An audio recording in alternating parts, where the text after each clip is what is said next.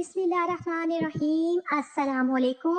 یہ تقریباً 1957 کی بات ہے کہ فرانس میں کہیں ایک رہائشی عمارت کی نکڑ میں ترکی کے ایک 50 سالہ بوڑھے آدمی نے چھوٹی سی دکان بنا رکھی تھی۔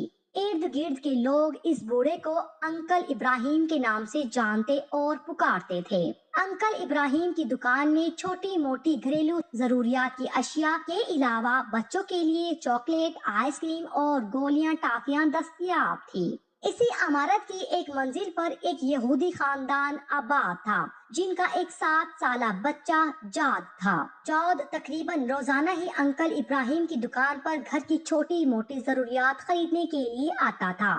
دکان سے جاتے ہوئے انکل ابراہیم کو کسی اور کام میں مشغول پا کر جاد نے کبھی بھی ایک چاکلیٹ چوری کرنا نہ بھولی تھی۔ ایک بار جاد دکان سے جاتے ہوئے چاکلیٹ چوری کرنا بھول گیا۔ انکل ابراہیم نے جاد کو پیچھے سے آواز دیتے ہوئے کہا، جاد آج چاکلیٹ نہیں اٹھاؤ گے کیا؟ انکل ابراہیم نے یہ بات محبت میں کی تھی یا دوستی سے، مگر جاد کے لیے ایک صدمے سے بڑھ کر تھی۔ جاد آج تک یہی سمجھتا تھا کہ اس کی چوری ایک راز تھی، مگر معاملہ اس کے برعکس تھا۔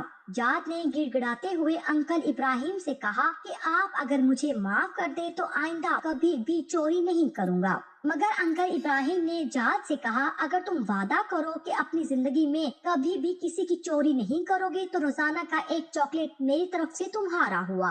ہر بار دکان سے جاتے ہوئے لے جایا کرنا۔ اور بالآخر اسی بات پر جاد اور انکل کا اتفاق ہو گیا۔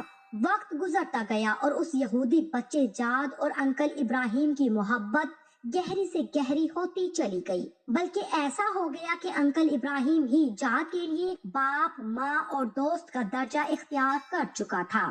جاد کو جب کبھی کسی مسئلے کا سامنا ہوتا یا پریشانی ہوتی تو انکل ابراہیم سے ہی کہتا۔ ایسے میں انکل میز کی دراز سے ایک کتاب نکالتے جو جاد سے کہتے کہ کتاب کو کہیں سے بھی کھول کر دو۔ جاد کتاب کھولتا اور انکل وہیں سے 2 صفحے پڑھتے، جاد کو مسئلے کا حل بتاتے۔ جاد کا دل اطمینان پاتا اور وہ گھر کو چلا جاتا، اور اسی طرح ایک کے بعد ایک کرتے 17 سال گزر گئے۔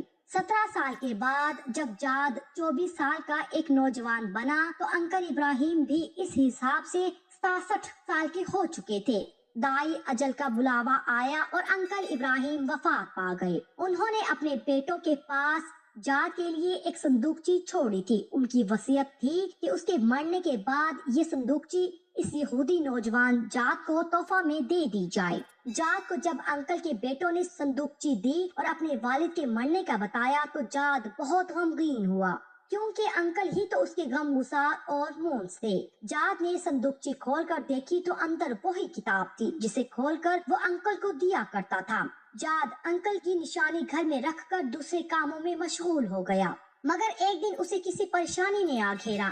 آج انکل ہوتے تو وہ اسے کتاب کھول کر 2 صفحے پڑھتے اور مسئلے کا حل سامنے آ جاتا۔ جاد کے ذہن میں انکل کا خیال آیا اور اس کی آنکھ سے آنسو نکل آئے۔ کیوں نہ آج میں خود کوشش کروں؟ کتاب کھولتے ہوئے وہ اپنے آپ سے مخاطب ہوا، لیکن کتاب کی زبان اور لکھائی اس کی سمجھ سے بالا تر تھی۔ کتاب اٹھا کر اپنے تیونسی عرب دوست کے پاس گیا اور اسے کہا کہ مجھے اس میں سے 2 صفحے پڑھ کر سناؤ۔ مطلب پوچھا اور اپنے مسئلے کا اپنے تئیں حل نکالا۔ واپس جانے سے پہلے اس نے اپنے دوست سے پوچھا، یہ کیسی کتاب ہے؟ تیونسی نے کہا، یہ ہم مسلمانوں کی کتاب قرآن ہے۔ جاد نے پوچھا، مسلمان کیسے بنتے ہیں؟ تیونسی نے کہا، کلمہ شہادت پڑھتے ہیں اور پھر شریعت پر عمل کرتے ہیں۔ جاد نے کہا، تو پھر سن لو، میں کہہ رہا ہوں، اشہد ان لا الہ الا اللہ و اشہد ان محمد رسول اللہ۔ جاد مسلمان ہو گیا اور اپنے لیے جاد اللہ القرآنی کا نام پسند کیا۔ نام کا اختیار اس کی قرآن سے والہانہ محبت کا کھلا ثبوت تھا۔ جاد اللہ نے قرآن کی تعلیم حاصل کی، دین کو سمجھا اور اس کی تبلیغ کی۔ یورپ میں اس کے ہاتھ پر 6000 سے زیادہ لوگوں نے اسلام قبول کیا۔ ایک دن پرانے کاغذات دیکھتے ہوئے جاد اللہ کو انکل ابراہیم کے دیے ہوئے قرآن میں دنیا کا ایک نقشہ نظر آیا جس نے براعظم افریقہ کے ارد گرد لکیر کھینچی ہوئی تھی اور انکل کے دستخط کیے ہوئے تھے۔ ساتھ میں انکل کے ہاتھ سے ہی یہ آیت کریمہ لکھی ہوئی تھی۔ ترجمہ: اپنے رب کے راستے کی طرف دعوت دو، حکمت اور عمدہ نصیحت کے ساتھ۔ جاد اللہ کو ایسا لگا جیسے یہ انکل کی اس کے لیے وصیت ہو، اور اسی وقت جاد اللہ نے اس وصیت پر عمل کرنے کی ٹھانی۔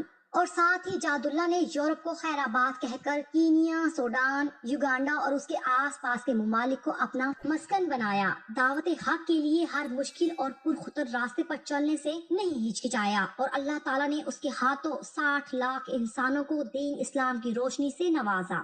جاداللہ نے افریقہ کے کٹن ماحول میں اپنی زندگی کے 30 سال گزار دیے۔ سن 2003 میں افریقہ میں پائی جانے والی بیماریوں میں گھر کر محض 53 سال کی عمر میں اپنے خالق حقیقی کو جان ملے۔ جاداللہ کی محنت کے ثمرات ان کی وفات کے بعد بھی جاری رہے۔ وفات کے ٹھیک 2 سال بعد ان کی ماں نے 75 سال کی عمر میں اسلام قبول کر لیا۔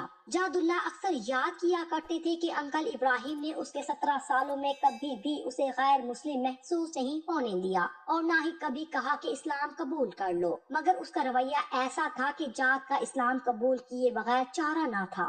آپ کے سامنے اس واقعے کے بیان کرنے کا فقط اتنا مقصد ہے کہ کیا مجھ سمیت ہم میں سے کسی مسلمان کا اخلاق و آداب، اتوار و کردار انکل ابراہیم جیسا ہے کہ کوئی غیر مسلم جاد ہم سے متاثر ہو کر جاداللہ القرآنی بن کر میرے مذہب کی اس عمدہ طریقے سے خدمت کر سکے۔